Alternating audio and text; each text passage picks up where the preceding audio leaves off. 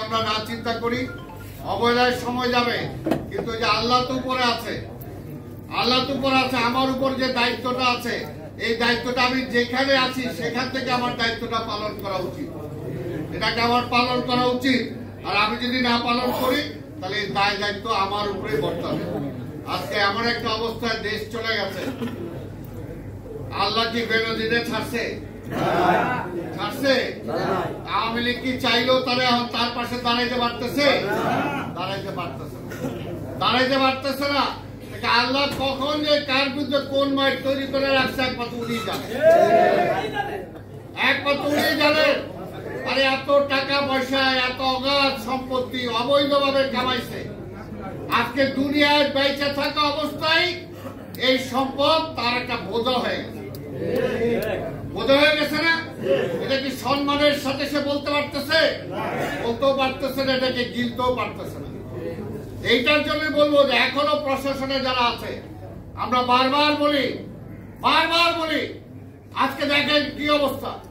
আজকে বেনজির তো পালাইছে, আমাদের নেতারা তো দেশ থেকে বাইরে যাইতে হলে ওই এয়ারপোর্টে কতক্ষণ বসে থাকতে হয়।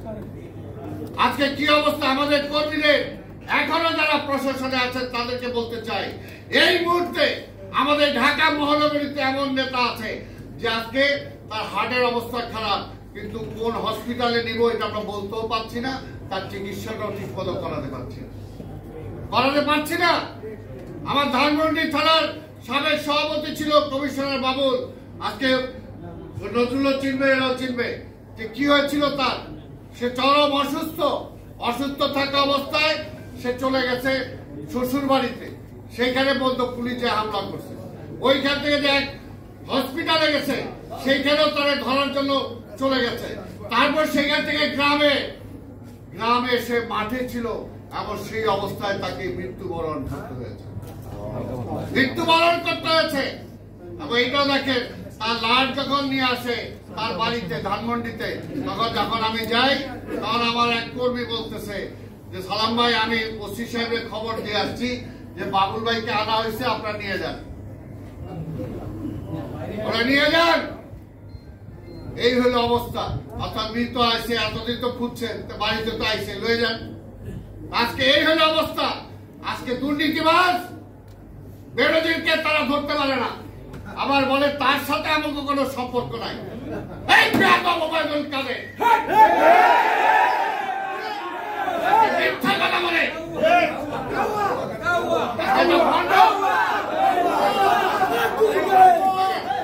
আজকে এটা ভণ্ড, আজকে তার নেত্রী হলো ভণ্ড, নির্লজ্জ, বেহায়া, লাজ্জা শরম নাই। আজকে কথায় যখনই দেশ চালাইতে পারে না তখনই বলে তারেককে আনতেছে। এবার তারেক কি করছে? নিজে যার দেশ চালাইতে পারে না, হাজার কোটি টাকা লুটপাট হয়ে যেতেছে, ব্যাংকগুলো খালি হয়ে যেতেছে। এই পরশুদিনও দেখলাম ইসলামী ব্যাংকের বোল্টের থেকে সোনা চুরি হয়ে গেছে। কারা করছে? তারেক। এইটাও বিএনপি। কয়েকদিন আগে ঝড় আসছিল, বললো এইটাও বিএনপি আনাইছে ঝড়।